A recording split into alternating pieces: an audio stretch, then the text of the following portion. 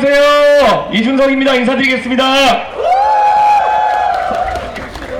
예, 이렇게 매번 제가 지나다니던 또 골목에서 이렇게 유세하니까 기분이 참 색다릅니다.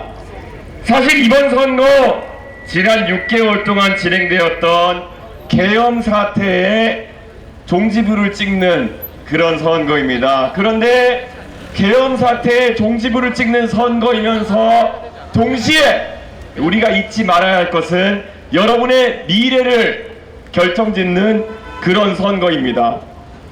저도 20대로 돌아갔을 때 선거할 때마다 항상 고민했습니다. 어떤 기준을 가지고 투표를 해야 될 것인가. 항상 아무리 선거 자료를 찾아봐도 답을 내리기가 어려웠습니다. 제가 20대이던 시절은 노무현 대통령 그리고 이명박 대통령께서 계시던 그런 시대였습니다. 그런데 투표를 하려고 봐도 도저히 공약집에도 어디에도 젊은 세대의 미래 아젠다가 다뤄지지 않는 것이 너무나도 야속했습니다. 지금 대한민국의 대통령 선거도 한번 여러분 보십시오. 지난 4, 5년 가까운 시간 동안 우리는 극한의 대립을 양 진영 간에 봐왔습니다. 법조인 출신들이 계속 정치를 하다 보니까 매번 나오는 얘기가 이번 선거에서 누가 당선되면은 상대방을 감옥에 보낼 수 있다. 나를 지켜줘야지만 방탄할 수 있다. 이런 얘기가 나오곤 했습니다. 그런데 사실 그 과정 속에서 많은 사람들이 감옥에 가고 또 누군가는 방탄하면서 뉴스 전면을 도배했지만 그 시간 동안에 우리가 하지 못한 것이 너무 많습니다. 대한민국의 미래를 생각했을 때는 우리가 다뤄야 할 것이 정말 많습니다. 그런데 이번 선거에서 저는 그래서 좌도 우도 아니고 앞으로 가야 된다는 이야기를 이제 하고 있습니다. 지난 국민연금을 놓고 벌어진 거대 양당의 야합을 보십시오. 이 야합대로 따르면은 상품 구호는 그럴듯하게 붙였습니까? 더 내고 더 받기식 개혁을 하겠다고 합니다. 언뜻 들으면 좋은 얘기지만 더 받는 건 누구냐? 당장 연금 수급 연령에 다다른 기성세대가 바로 더 받는 겁니다. 그리고 더 나야 될 것은 누구냐? 여러분을 포함해서 아직 연금 받으려면 40년 아니면 그 이상의 세월이 남은 사람들이 더 내야 되는 것입니다. 저는 이런 식의 합의를 굉장히 무책임한 뿐더러 대한민국의 정신에 맞지 않는다라고 생각합니다. 저 대한민국에서 살아오면서 여기서 6호선 타고 태릉 입구 가서 7호선 타고 마들역까지 가면 거기가 제 고향 상계동입니다. 그 상계동에 사는 많은 신혼부부들은 1980년대, 90년대 본인들이 외식갈 돈 아껴가지고 아니면 입을 옷을 아껴가지고 내 자식들에게는 더 좋은 세상을 물려주겠다는 그런 세상으로 살았습니다. 그래서 저는 항상 저희 부모님에게 감사합니다. 저에게 더 나은 미래를 보여주기 위해서 저에게 교육에 대해서 많이 투자를 했습니다. 그래서 우리 공정하고 기회가 열려있는 대한민국에서는 그 노원구 상계동에 있던 어느 가족의 어린아이가 과학고도 가고 유학도 가고 그리고 나중에 국민들의 사랑을 받아서 정치도 하고 오늘 이 자리에 여러분 앞에 서가지고 대통령이 되겠다는 이야기를 할 수 있는 겁니다. 저는 이 꿈이 살아있는 것이 대한민국의 정신이라고 생각합니다. 그러기 위해서는 우리 다음 세대에게 더 나은 미래를 물려주겠다. 만약에 부담져야 될 것이 있으면 우리 세대가 부담지겠다. 그 마음이 바로 대한민국의 정신이었던 것입니다. 저는 이제 나이가 40세입니다. 제가 지금까지 국민연금 냈던 만큼 제가 내면은 저도 국민연금 받을 겁니다. 근데 이렇게 말씀드리고 싶습니다. 저는 제가 미래 세대에 부담을 떠넘기는 선택을 정치인으로서 하나의 개인으로서 앞으로 하지 않겠습니다. 국민연금, 저희 개혁신당에서 얘기하는 것처럼 지금까지 연금을 구연금으로, 앞으로의 연금을 신연금으로 분리해서 지금 기성세대가 조금 더 미래 세대를 위해 부담을 지겠다는 얘기를 저희는 하고 있는 겁니다. 그 여야 간의 야합 때문에 아직 사회에 진출하기도 전에 여러분들은 생애 주기에 3천만 원 가까운 손실을 안고 시작하게 된 것입니다. 이것 바로 잡아야 되지 않겠습니까, 여러분? 지금까지 어떤 정당이, 어떤 대통령 후보가 이런 얘기를 했습니까? 젊은 세대에게 부담을 떠넘기지 말자라는 말이 그렇게 어렵습니까? 아마 기호 1번 이재명 후보에게는 지금 당장 본인이 평소에 취약했다고 생각하는 어르신들 표를, 기성세대 표를 받아와야 된다는 그런 절박감이 있었을 겁니다. 그래서 여러분의 지갑에서 나올 돈으로 기성세대에게 매표를 하는 야합을 한 것입니다. 이번 선거에서 이런 매표는 심판해야 되지 않겠습니까? 저는 간곡하게 호소합니다. 우리 대한민국에 오늘보다 나은 내일이 있기 위해서는 우리가 조금 더 미래지향적인 판단을 해야 된다, 이렇게 생각합니다. 지난 3번의 TV토론 다 보셨을 겁니다. 그 TV토론에서 저는 이재명 후보의 정책에 대해서 세밀하게 물었습니다. 과연 이재명 후보께서 AI에 100조를 투자하겠다고 하는데 어떤 것에 투자하겠냐고 물어봤습니다. 근데 이재명 후보는 속 시원하게 답변해주지 못하셨습니다.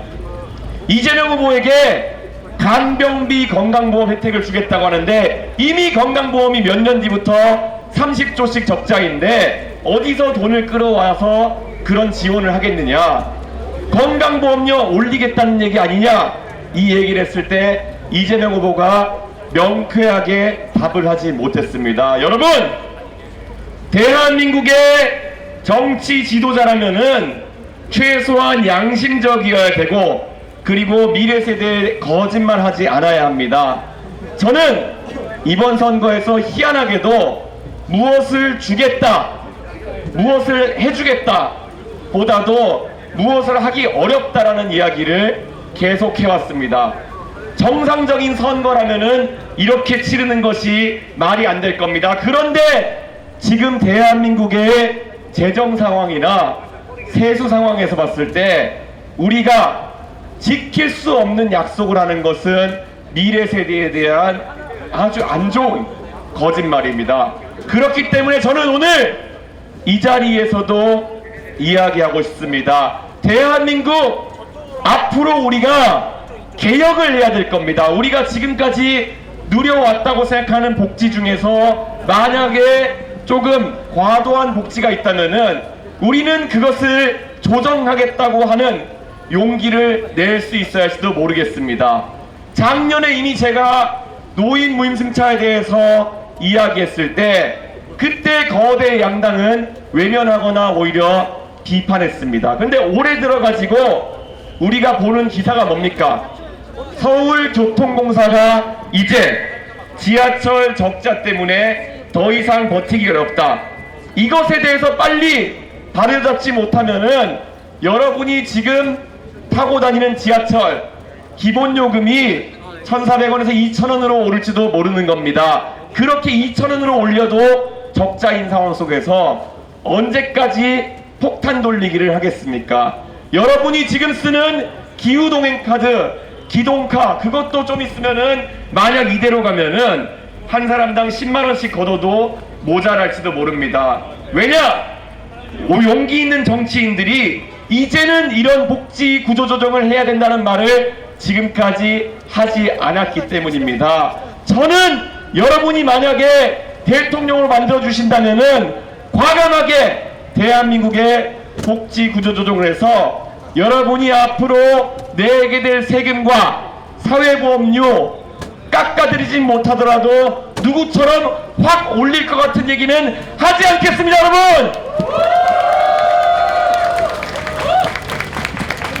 당장 대한민국에 방만한 지출이 얼마나 많습니까? 건강보험료만 해도 제가 통계를 찾아봤더니 1년에 365일인데 366번 이상 병원 가는 분들이 9,000명 가까이 있다고 합니다.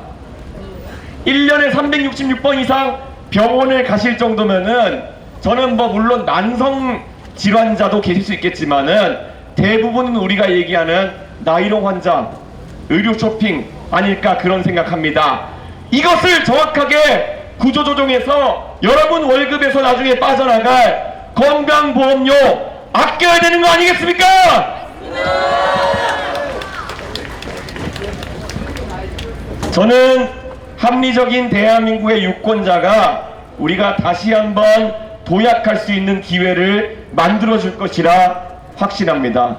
여러분, 이번 선거에서 좌도 우도 아니고 앞으로 가는 길을 선택해 주십시오. 저 이준석 지금까지 정치에 오는 과정에서 여러 가지를 했고 여러 가지 논란도 많았고 뭐 욕도 많이 먹었지만 항상 제가 언급하고 일정한 시간이 지난 뒤에는 많은 분들이 얘기합니다. 그때는 나도 긴가민가 했지만 나중에 보니까 이준석이가 한 말이 옳더라 라는 이야기를 많이 합니다. 저는 확신합니다. 저는 정치 이렇게 어렵게 해나가겠습니다. 하지만 이 어렵게 해나가는 과정에 우리가 뭔가 변화를 만들려면은 여러분께서 표로서 힘을 모아주셔야 됩니다. 대한민국의 정치인들 국회에 가면 평균 연령이 58세라고 합니다. 58세가 평균인 국회의원들 본인들이 한 10년 정도만 정치하고 은퇴하면 되니까 결국 10년 내로만 버틸 수 있는 그런 정책들을 많이 표곤합니다.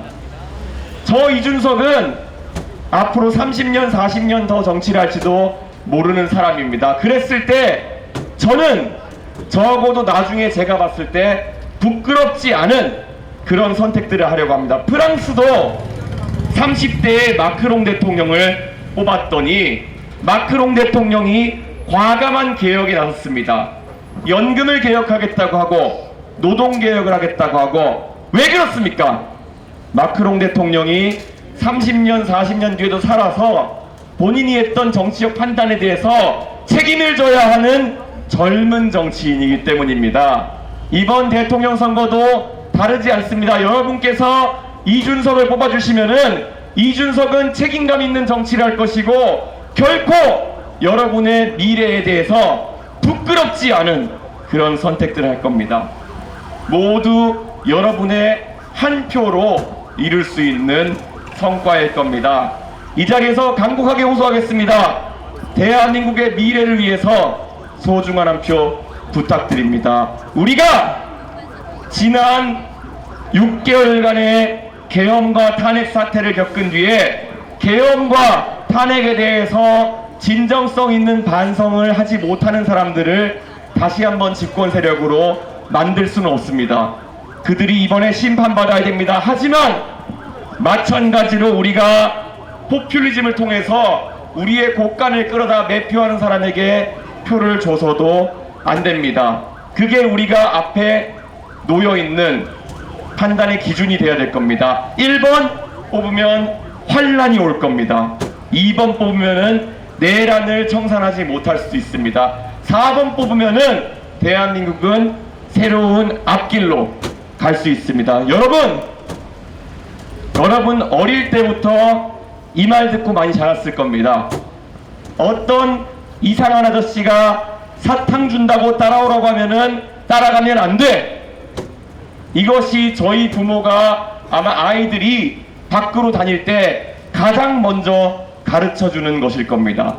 유괴범으로부터 스스로를 보호하기 위해서는 사탕 준다, 뭐 사준다 하면 따라가지 말아라는 것을 우리는 어려서부터 배웠습니다. 만약에 이재명 후보 같은 포퓰리스트가 자기 돈이 아니라 미래 세대의 돈으로 여러분에게 뭐 해주겠다고 흔든다면은 절대 따라가시면 안 되는 거 아닙니까, 여러분?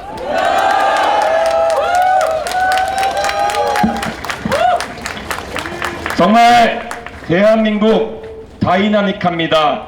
오늘 여러분이 만들어주시는 바람이 내일은 서울 전역으로 번질 수 있고 내일 그 바람은 더 넓게 부산까지 번져서 한반도를 덮칠 수 있는 겁니다.